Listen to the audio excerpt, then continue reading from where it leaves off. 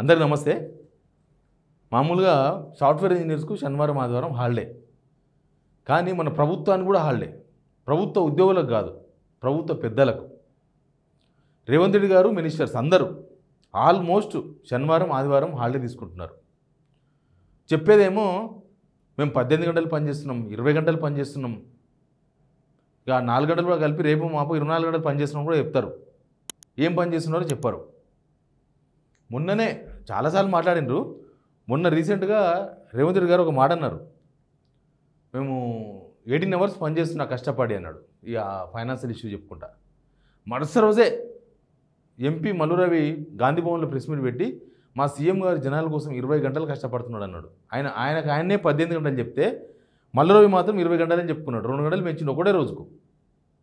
సరే, మరీ అంత కాకుండా ఇంత కష్టపడుతున్నారేమో అనుకుంటే, ఏం పని లేనట్టు, రాష్ట్రమంతా సుభిక్షంగా ఉన్నట్లు, అందరూ సుఖ సంతోషాలతో ఉన్నట్లు, రాష్ట్రంలో ఖజానంతా కూడా పొంగి పొర్రుతున్నట్టు, ఏ సమస్యలు లేనట్టు, శనివారం ఆదివారం మనుషులు కనిపిస్తలేరు. ఏ ఇష్యూ అన్నారని.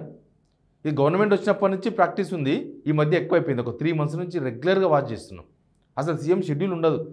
ఎవరైనా గెస్ట్ వస్తే వాళ్ళ ఇంటికి పోవాలి, కలవాలి, వెళ్ళిపోతారు. అది ఒకటే ఉంది, ఇంకేముండదు. నిన్న కలిసిండు ఎవరో ఒక డాక్టర్ దత్తాత్రేయ గారు కలిసిండ్రు అంతే. మొన్న నో షెడ్యూల్. ఇక ఆయన ఢిల్లీలో నో షెడ్యూల్. ఢిల్లీ పోతే ఒకరోజు కేంద్ర మంత్రిని కలిసిండ్రు, మరుసటి రోజు నో షెడ్యూల్. అసలు ఎవరి కోసం వెయిట్ చేస్తున్నారో, దేనికోసం వెయిట్ చేస్తున్నారో తెలియదు. ఇవన్నీ అంశాల మీద మాట్లాడదాం.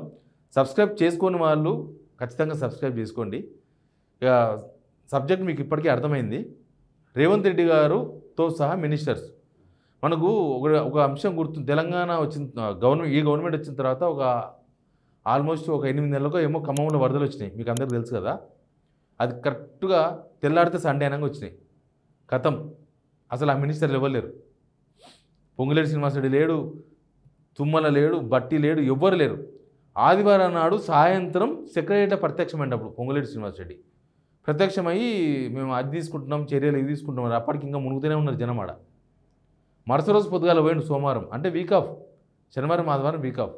ఇక ముఖ్యమంత్రి గారు అయితే పక్కా, నేనేమనుకుంటున్నానంటే, బాధ్యత ఉన్నోళ్ళు అయితే అట్లా ఉండదు, జిమ్మేదారు ఉంటే అట్లా ఉండదు.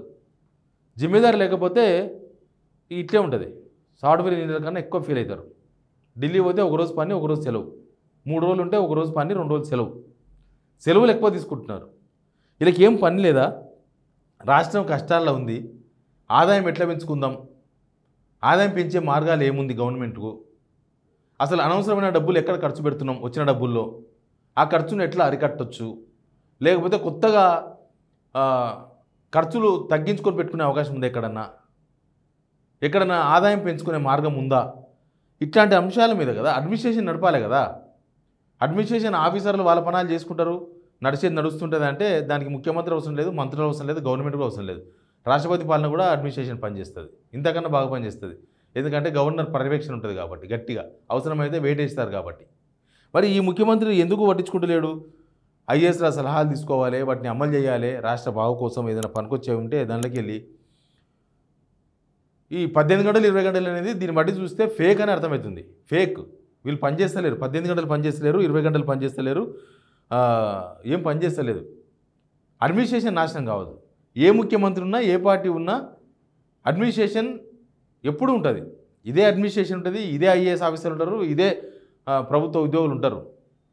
వాళ్ళతో పని చేయించుకోవాలి. అదే అడ్మినిస్ట్రేషన్ అంటారు. దాన్ని పాలనా దక్షత అంటారు తప్ప, ఉత్తగా వచ్చినప్పుడు షోపుటప్ చేసి 4 తిట్లు ఎవరినో తిట్టేసి వెళ్ళిపోయి మళ్ళీ కనిపించకుండా 4-5 రోజులు ఉండి మళ్ళీ 2 రోజుల తర్వాత మళ్ళీ ఢిల్లీ పోయి మళ్ళీ ఆడ 1 రోజు కనిపించి మళ్ళీ 2 రోజులు మాయమైపోయి మళ్ళీ ఇక్కడికి వచ్చి మళ్ళీ కొన్ని రోజులు మాయమైపోయి మళ్ళీ శనివారం ఆదివారం వచ్చిందంటే మొత్తానికి మాయమైపోయి ఇవన్నీ అయిపోతే, ఇప్పుడు మృగశిల గారితో వచ్చింది, అయిపోతుంది కూడా. వాన అయిపోయింది, మృగశిల గారి పీకింది ఆల్రెడీ. వర్షాలు పడుతున్నాయా? ఆల్రెడీ అందరూ విత్తనాలు వేసిండ్రు, మొత్తం ఎకరాలు పత్తి అవి ఇవి నాటిర్రు. వాన లేక ఒక్క మొలకలే పోయినాయి విత్తనాలు. పుట్టెడు దుఃఖం ఉన్నారు రైతులు. అసలు వాతావరణ శాఖ ఏంది, అసలు దీని మీద ఏంది, ఏమైనా రివ్యూ చేసి ఒక గవర్నమెంట్ పరంగా ఏమైనా చెప్పిండ్రా? మీరు విత్తనాలు వేయాలనో వేయకూడదనో ఇంకా రాంగు ప్రచారం చేసినారు, తప్పుడు ప్రచారం. ముందే వచ్చేసిన ఋతుపవనాలు ఇది జూన్ కదా, మే వీకెండ్లోనే వచ్చేసినాయి. వీకెండ్ అంటే మంత్ ఎండింగ్లో లాస్ట్లో వచ్చేసినాయి, రెండు రోజులు వర్షం పడంగానే వచ్చేసినాయి అని చెప్పే వరకు రైతులందరూ ఇంకా ప్రభుత్వమే చెప్పింది కదా అని విత్తనాలు వేసారు. ఏమైందో వానలు లేవు, వంకలు లేవు, చూస్తున్నాం కదా మనం. అసలు ఆ మోకనే కనిపిస్తలేదు. ఏదో అప్పుడప్పుడు చల్లగా అనిపిస్తుంది, మళ్ళీ వేడెక్కుతున్నది వాతావరణం.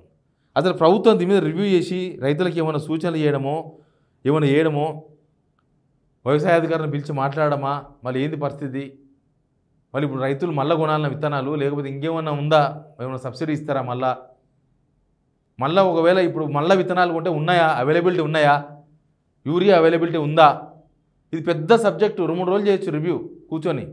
మనకు మొదలే అవగాహన లేదు, కనీసం ఆఫీసర్లను పిలిచి రివ్యూ కూడా వేసుకోకపోతే ఇప్పుడు రైతులందరూ నాశనం గారు. ఆ సబ్జెక్టు రేపు స్కూల్స్ కన్నా ముందు వానలు సరే ఇవాళ పడలే కానీ రేపో మాపో పడతాయి, అది అదను తప్పే పడతాయి. అసలు హైదరాబాద్ లాంటి సిటీలో ఇంకా బయట కూడా అట్లాంటి సిచ్యువేషన్ ఉండొచ్చు.